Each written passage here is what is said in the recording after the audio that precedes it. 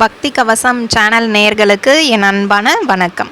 நான் உங்கள் எல்பி மற்றும் பாரம்பரிய ஜோதிடர் மோனிகா ராஜ்கமல். இந்த வீடியோ பதிவில் நம்ம பார்க்க இருக்கிற தகவல் எதை பற்றி அப்படின்னு பார்த்தோன்னா, பிரம்ம முகூர்த்த வேளையில் எந்திரிச்சு தீபமேற்றி வழிபாடு செய்கிறதன் பலன் நமக்கு என்ன கிடைக்கும், அதே மாதிரி அந்த பிரம்ம முகூர்த்தம் அப்படிங்கிறது எந்த நேரம் சரியான நேரம் வழிபாடு செய்வதற்கு, அதே மாதிரி என்ன மாதிரி ஒரு வழிபாடை நம்ம செஞ்சோன்னா நம்ம நினைக்கக்கூடிய காரியங்கள் எல்லாமே சித்தி ஆகும்.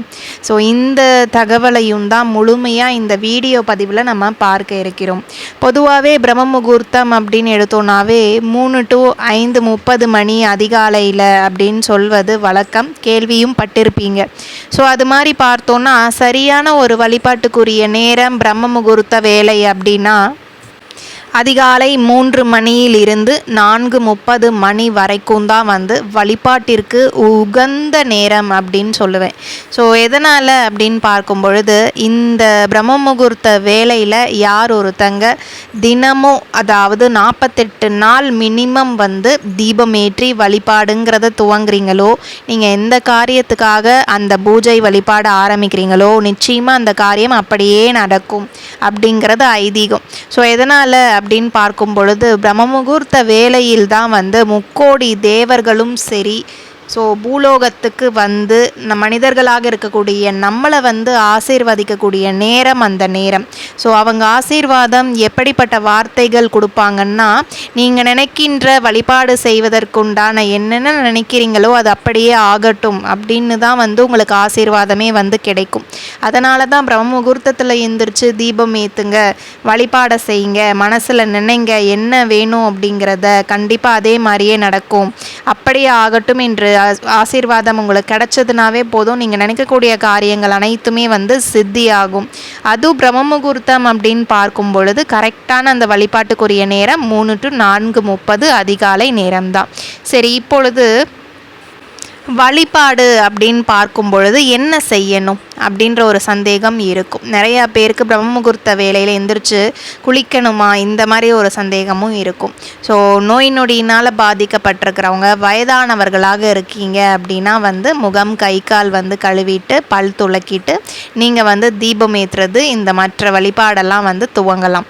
ஸோ அடுத்தபடியாக பார்த்தோன்னா, இந்த மாதம் வரக்கூடிய பெண்களாக இருக்கும் பட்சத்தில் அந்த 3 நாட்கள் மட்டும் ஸ்கிப் பண்ணிடுங்க.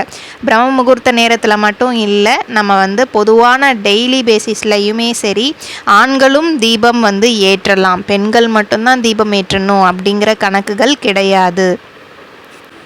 இப்போ அடுத்து பிரம்ம முகூர்த்தம் அப்படின்னு பார்க்கும் பொழுது முதல்ல வாசல் தெளித்து கோலமிட்டு நிலைவாசப்பெடியில் 2 மண் அகல் விளக்கு தீபம் ஏற்றி விட்ட பிறகு தான் வீட்டுக்குள்ளே பூஜை அறையில் தீபத்தை ஏற்ற வேண்டும். மினிமம் 2 தீபம் கட்டாயம் பூஜை அறையில் எரியணும்.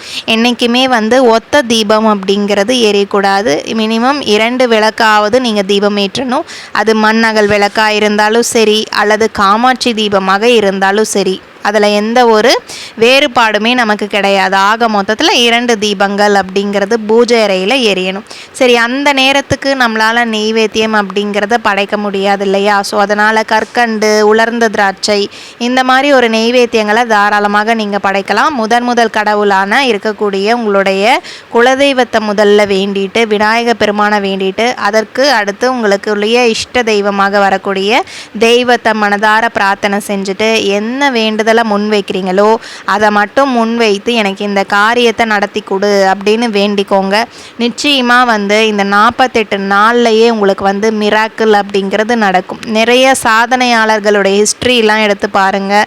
அவங்களுமே சரி இந்த பிரம்ம முகூர்த்த வேலையில் எந்திரிச்சு அதிகாலையில் அவங்களுடைய நோக்கத்துக்காக, அதாவது அவங்களுடைய எய்மை அச்சீவ் பண்ணுறதுக்காக எந்திரிச்சு பல வேலைகள் செய்திருக்கக்கூடிய நபர்களாகத்தான் ஹிஸ்ட்ரியிலேயே இருக்கும்.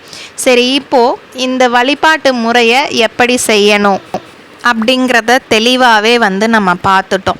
பிரம்ம முகூர்த்த நேரத்தை சரியாக யார் ஒருத்தங்க பயன்படுத்துகிறீங்களோ வாழ்க்கையில் கண்டிப்பாக உங்களுடைய லட்சியத்தை நிறைவேற்றிக்கலாம்.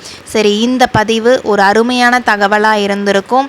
ஷார்ட் அண்ட் ஸ்வீட்டாக வந்து நம்ம வந்து சொல்லியாச்சு. ஸோ இதில் ஏதாவது உங்களுக்கு சந்தேகம் இருக்கும் பட்சத்தில் கமெண்ட்ஸில் தெரிவிங்க. அடுத்தடுத்த வீடியோ பதிவுகள் எதை பற்றி போடலாம் அப்படிங்கிறதையும் பற்றி உங்களுடைய ஒப்பீனியனையும் சரி கமெண்ட் பாக்ஸில் வந்து போடுங்க.